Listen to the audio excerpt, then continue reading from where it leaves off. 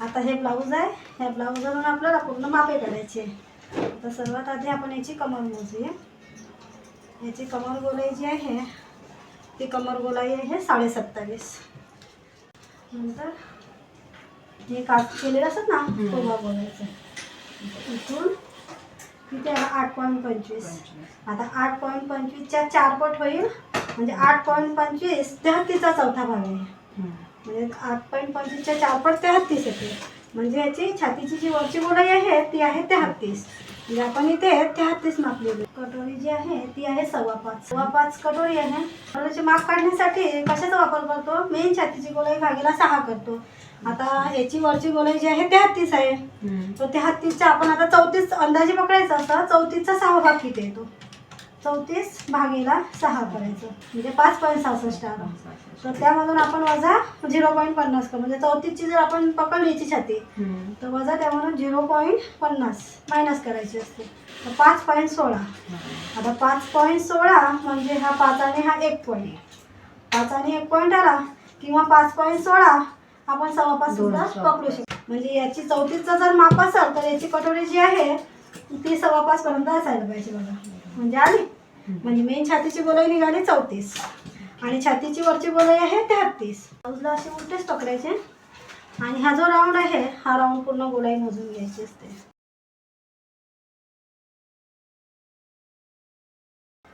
8 आहे. आता 8 म्हणजे 8 हा आणि 8 हा मागच्या बाजूचा, म्हणजे याचा आर्महोल जो असतो तो आहे 16. म्हणजे हा रेडी आर्महोल झाला 16. ब्लाऊजची लांबी आपल्याला आहे शोल्डरच्या शिलाई मोजायची. पण आता आपण आहे ना याची ब्लाऊजची लांबी 13.5 करू पुढे. चालेल ना? चालेल. ब्लाऊजची लांबी 13 आहे, पण याची ब्लाऊजची लांबी जी आहे ती 13.5 करायची आहे. आता नंतर आला टक्स पॉईंट. आता हा टक्स पॉईंट 9.5 पॉईंट येत आहे ना, हा म्हणजे टक्स पॉईंट आहे 9.5. पूर्ण खेचायचा नाही हा भाग? नाही, हा तो खेचायचा नाही. हा असा नॉर्मली पकडायचा. हा टेप ठेवायची. मी तेच विचारते, म्हणजे आम्हाला माहित पडलं पाहिजे ना. असं हा नाही 9.5 आहे. आणि ही कमी. पण आपल्याला हे लक्षात ठेवायचं असते, आपण जेव्हा ब्लाऊज बनवतो तेव्हा हे जे 6 इंच गळा आहे, कारण डीपनेकची सुरुवात जी असते ती डीपनेकची सुरुवात आपली 7 इंचापासून होते. पण 7 इंचाच्या वरती जर गळा बनवायचा असल्या तर आपल्याला हे शोल्डर मध्ये याच्यामध्ये शोल्डर असा व्यवस्थित घ्यायला लागते. शोल्डर -3च करावं लागते. आपण जो 5वा वापरतो नाही, कमी नाही घेऊ शकत. नाही, जर गळा जास्त लांब खाली डीप करायचं असेल तर शोल्डर कमी नाही घेऊ शकत. पण आपल्याला हे लक्षात ठेवायचं आहे, आता हे जे ब्लाऊज आहे ना, हे ब्लाऊज असं ठेवायचं. तर आर्महोल आहे हा. आता याचा आर्महोल कुठे आलाय? इथे आलाय. ते आर्महोलच्या खाली जर गळा असेल तर आपण तो गळा घेऊ शकतो. म्हणजे याचे म्हणजे डीपनेक मध्ये पूर्ण कटिंग करू शकतो. जर हा गळा आर्महोलच्या वर जर असेल, म्हणजे ह्या बाजूने जर गळा आला तर आपल्या जसं आपण 5वा भाग करतो ना शोल्डरचा, तो भाग आपल्याला करता येत नाही. 5वा भाग हा तो नाही करता येत. त्याची कटिंग मग वेगळ्या रीतीनं करावं लागते. पण आता हा कसा हा आर्महोल आहे, ह्या आर्महोलच्या गळा खाली जात आहे. खाली आलाय ना थोडा अर्धा इंच, तो अर्धा इंच, पाऊण इंच, 1 इंच जरी किती पण येऊ तो चालेल. पण याच्या वर जर गेला गळा तर मग त्याची कटिंग वेगळ्या पद्धतीने करावं लागते. आता समोरील गळा झाला इथे 6.5. ते बननेक मध्ये कटिंग करावं लागतं त्याची. आता याची आपण डीपनेक मध्ये, कारण डीपनेकची सुरुवात जी असते 7 इंचापासून होते. याच्या खाली गळा केला तर डीपनेकची करू शकतो, नाही तर मग तर हा कसा अर्धा इंचाचा फरक आहे ना, हा फरक बघा इथे दाखवत आहे अर्धा इंचाचा. पण हे आर्महोलची लांबी ह्या ब्लाऊजची जी आहे ही अशी खाली गळा येत आहे. त्याच्याकडनं आपण 7.5 सुद्धा घेऊ. असा याच्या सेंटरमध्ये मागील गळा 9 इंच आहे हा. आता 9 इंच आपण गळा टाकतो तेव्हा ही पट्टी सुद्धा आपल्याला मोजायची. म्हणजे ही रेडी किती आहे? 4.75. म्हणजे ही पट्टी जी आहे 4.75 रेडी आहे. ही पण अशी आपण लिहून ठेवायची. जेव्हा आपण गळा टाकतो तेव्हा ही पट्टी टाकायची आणि तिथून हा गळा पण मोजायचा असा. बाही लांबी. आता बाहीचं माप काढण्यासाठी आधी आपल्याला हे पूर्ण बाही किती आहे? 9 इंच. बघा पूर्ण बाही लांबी आहे 9 इंच. हे झाले 9 इंच. आणि त्याची गोलाई जी आहे ती गोलाई आहे 10 इंच. म्हणजे 5 आहे इथे शिलाईपर्यंत. म्हणजे याची शिलाई इथं आली तर आपल्याला इथपर्यंत बाही, म्हणजे 5च्या डबल येईल 10. म्हणजे 9ची गोलाई आहे 10 इंच. आता आपण हे 9 इंचाची बाही बनवली, पण त्याच्या आधी किती इंचाची बाही येते? 4.5ची. म्हणजेच आपल्याला इथून 4.5च्या बाहीचे माप सुद्धा काढायचं आहे. इथून 4.5 वरती असं निशाण करायचं. आणि ह्या लाईनमध्ये तुम्हाला जर समजत नसेल तर अशी लाईन ओढायची आणि ह्या शिलाईपर्यंत असं इथपर्यंत 6 इंच. 6च्या डबल किती 12 इंच. म्हणजे 4.5च्या बाही लांबीची माप आहे 12 इंच. कारण आपण 9 इंचाची बाही टाकतो तेव्हा आपल्याला हां तसंच येतं ते. कधी आधी आपल्याला 4.5च्या बाहीचं माप टाकायचं, नंतर 9 इंचाच्या बाहीचं माप टाकायचं. म्हणजे दोन्ही माप घेणे आपल्याला जरुरी आहे. आता हे सर्व झाले आपले ब्लाऊजची माप. हे जे माप तयार केले आपण, आता हे माप तयार केलं पूर्ण. आता येतं याच्या किती भागेला किती करायचे. आता छातीची जी वरची गोलाई आहे 33. 33चा आपल्याला चौथा भाग करायचा म्हणजे 8.25 येईल. आता 34 भागेला 4 करायचे म्हणजे 8.50 येईल. 34चा चौथा भाग. नंतर ब्लाऊजच्या लांबीमध्ये आपल्याला किती इंच प्लस करायचं 1 इंच किंवा 1.25 इंच. आपण जसा कापड असेल आपला, जर अस्तरवाला ब्लाऊज असेल तर धागा निघणारा असेल तर तिथे 1.25 करायचं. आता इथे साधा ब्लाऊज आहे तर इथे 1 इंच म्हणजे किती झालं आपलं 13.5 प्लस 1 इंच म्हणजे 14.5 आपल्याला घ्यायचं. याच्यामध्ये मार्किंग टाकायची म्हणजे 13.5चं रेडी बनेल. आणि जी 27.50 कमर गोलाई आहे तर 27.50 भागीला 4 करायचं. किती आलं 6.87 म्हणजे 5×28 हा बरोबर आहे. 6.87 म्हणजे 7ला 1 पॉईंट कमी. 7 घेतलं तरी चालेल. तिथे आर्महोलला काहीच नाही, याला पण नाही याला पण नाही, बाही लांबीला पण काहीच नाही करायचं. आता डीप नेकमध्ये हे काय आर्महोल लांबी काढण्याची पद्धत आहे. आता डीप नेकमध्ये आपण आर्महोलची लांबी कशा रीतीने काढतो. इथे 33 म्हणजे छातीची वरची गोलाई भागेला 6 करायचे म्हणजे 33 काय म्हणजे 5.5. आता 33 आलं भागीला 6 म्हणजे 5.50 5.5 आलं. आता हे डीपनेकचं ब्लाऊज आहे. आता हे डीपनेकचं ब्लाऊज असल्यामुळे आपण इथे प्लस काही याच्यामध्ये प्लस काही केलेलं नाही केलं. जर तुम्हाला आता भांडेचं ब्लाऊज बनवायचं आहे तर भांडेचं ब्लाऊज आपण भले आपण बनवूया ना बनवू, पण तुम्हाला शिकवण्यासाठी इथे मी सर्व पद्धत सांगते. आता डीपनेकमध्ये आपण इथे प्लस केलेलं नाही आहे. जर तुम्हाला ह्याच मापाचे बननेकचे ब्लाऊज बनवायचे आहे, आता बननेकचे ब्लाऊज करण्यासाठी इथे 33 भागेला 6 केले म्हणजे 5.50 आहे. 5.5 आले तर त्यामध्ये आपल्याला 0.50 मिळवायचे. अर्धा इंच प्लस करायचे म्हणजे 5.5 प्लस अर्धा इंच झाले 6 इंच. म्हणजे याची आर्महोलची लांबी जी आहे ती आपल्याला 6 इंच घ्यावी लागेल. आता जर आपल्याला ह्याच मापाचे कॉलरचे ब्लाऊज बनवायचे आहे म्हणजे 33 भागेला 6 करायचे म्हणजे 5.5. तर यामध्ये 0.75 प्लस करायचे. आपण डीपनेकमध्ये काहीच नाही केलं, बननेकमध्ये 0.50 केलं आणि स्टँडनेकमध्ये 0.75 म्हणजे 5.5 प्लस 0.75 प्लस 0.75 किती आले 6.25. म्हणजे आता याची जर आपण कॉलरमध्ये ब्लाऊज बनवायचे असले तर याची आर्महोलची लांबी आहे ती 6.25 आहे. म्हणजे अशा रीतीने आपल्याला ह्या डीपनेक बननेक आणि स्टँडनेकमध्ये 34 मापाची ही आर्महोलची लांबी काढायची असते. आणि शोल्डरची आता हे झालं आपलं आर्महोलची लांबी गोष्ट. आता यानंतर आपल्याला काय करायचं आहे ह्याचा शोल्डरचे माप काढायचे आहे. म्हणजे आता आपण आर्महोलच्या लांबीचे काढले, आता शोल्डरचे माप आपल्याला कसे काढायचे. शोल्डरचे माप काढण्यासाठी छातीची वरची गोलाई भागेला 5 करायचे. आता इथे छातीची जी वरची गोलाई आहे 33 तर 33 भागेला 5 केले 33 भागेला 5 तर 6.60 येईल म्हणजे 6.60 हे आपल्या शोल्डरचे माप निघेल. नंतर टक्सची गॅप काढायला लागते. आता टक्सची गॅप काढण्यासाठी मेन छातीचा वापर करायचा असतो. जेव्हा आपण मागचा भाग कटिंग करतो तेव्हा आपल्याला फक्त खाली ह्या छातीच्या वरच्या गोलाईचा वापर करावा लागतो. पण जेव्हा आपण समोरील भाग कटिंग करतो तेव्हा सगळं आपल्याला हे मेन छातीचे माप आहेत म्हणजे मेन छातीच्या गोलाईचा वापर करावा लागतो. म्हणून मी ते छातीची वरची गोलाईचा 4था 5वा आणि 6वा भाग करायचा असतो आपल्याला. आणि मेन छातीची गोलाईचा जो समोरच्या भागाला आपण ज्या याचा वापर करतो ते म्हणजे 4था भाग वापरावा लागतो. 8वा 10वा 12वा आणि 20वा हे सर्व आधी आपल्याला टोटल तयार करून घ्यायचं म्हणजे वेळेवर आपलं हे कन्फ्यूज होणार नाही. आता इथे छातीची वरची गोलाई म्हणजे 4था भाग करावा लागतो, 5वा भाग करावा लागतो म्हणजे 33चा 4था भाग येईल 8.25 आणि 5वा भाग येईल 6.60. हा पण इथे काढलेलाच आहे. आणि त्या हत्तीचा 6वा भाग येईल, हा पण इथे काढलेला आहे 5.5. हा 5.50. तुम्ही जर नवीन शिकत असाल तर तुम्ही अशा रीतीने असं काही दिवस अशा पद्धतीने लिहायचं, मग तुम्ही तुमच्या रीतीने लिहू शकता. आता मेन छातीच्या गोलाईचा 4था भाग करायचा. आता इथे 34 भागेला 4 केले तर इथे उत्तर येईल 8.5. आणि त्याचा 8वा भाग करायचा. 34 भागेला 8, म्हणजे 34 भागेला 8 तर 4.25.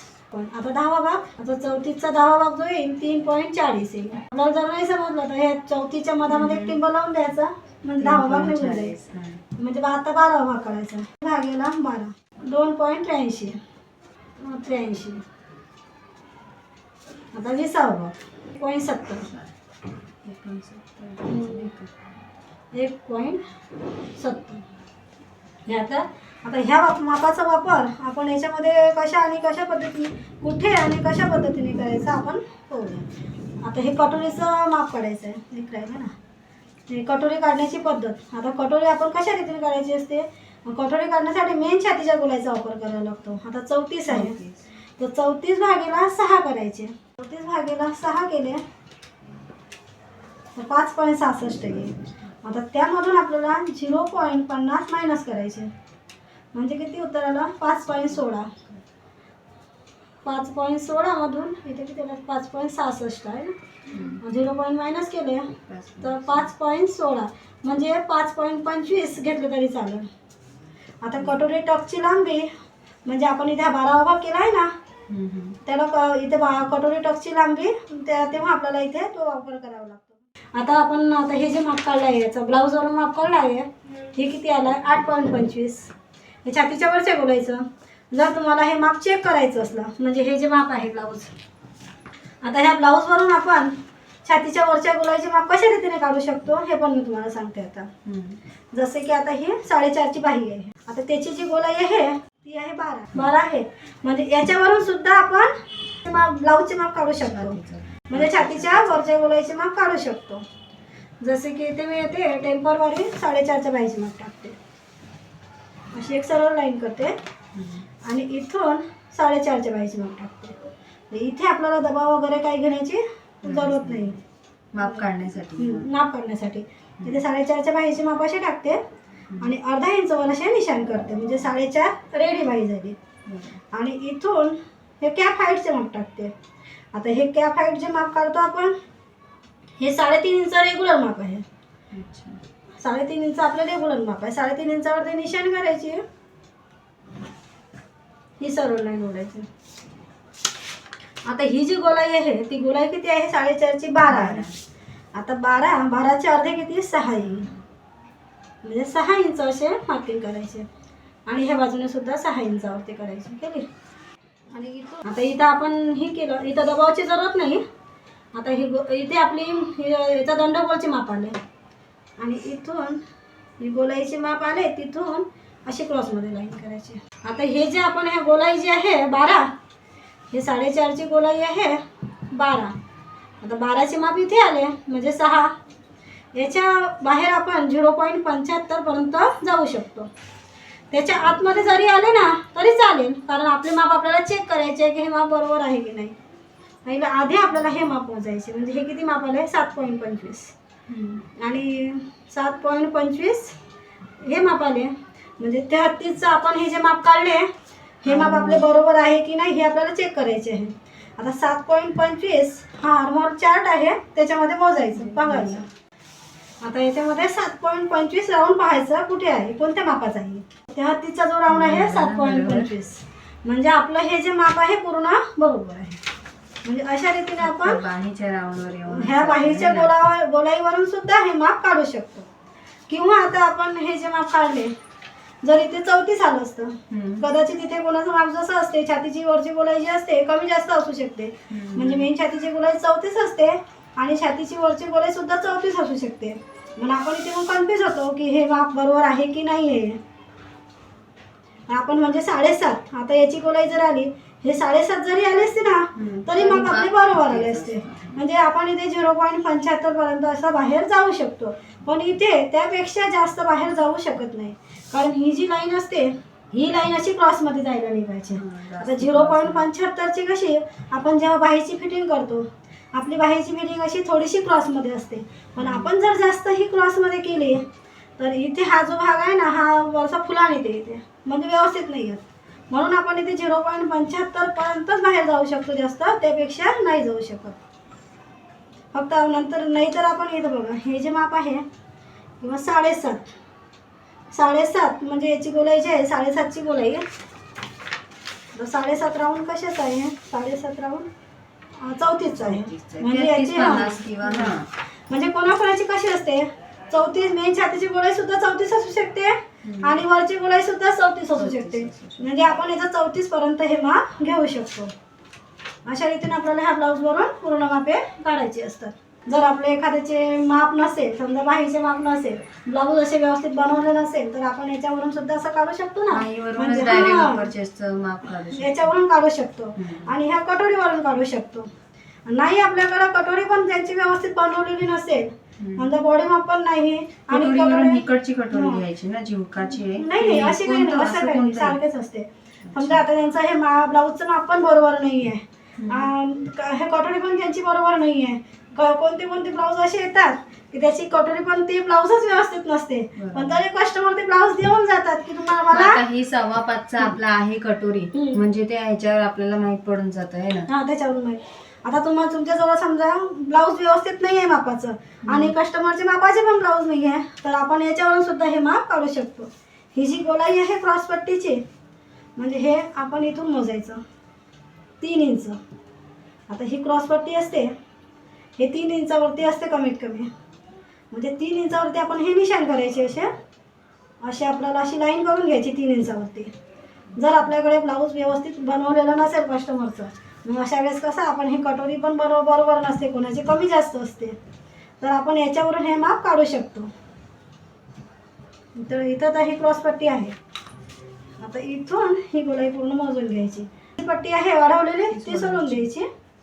आता इथे किती आला 7.5 एक पॉईंट आला. 7.5 एक पॉईंट आपल्याला ह्या शिलाईच्या जागेवर ठेवायचा ह्या बाजूने आणि इथून ही पूर्ण गोलाई मोजायची. ही किती आहे 23 आहे. ही 23 आहे, 23 इथं ठेवायचं. आता इथे मोजायचं ही किती आला 30.50 आहे. आता 30.50 ही पूर्ण गोलाई आहे. आता 30.50 आपला जो चार्ट आहे ह्या क्रॉसपट आहे ह्या चार्टमध्ये आपल्याला 30.50 पाहायचं आहे कुठे. हे मेन छातीच्या गोलाईचे मापे आहेत आणि हे कमरचे माप आहेत आणि 30.50 म्हणजे 34च्या आसपास येते, म्हणजे 31 आलं, म्हणजे खाली अर्धा इंचच कमी आहे, म्हणजे 31 34च्याचं 31 आहे आणि आपलं किती आलंय 30.50 म्हणजे 34च्या मापाचं म्हणजे आपण जे माप काढले आहे ते 34 मध्ये बरोबर येत आहे. म्हणजे याच्यावरून सुद्धा आपण ह्या मेन छातीच्या गोलाईचे माप काढू शकतो. त्यासाठी तुम्हाला हा चार्ट जो आहे तो लिहिणे जरुरी आहे.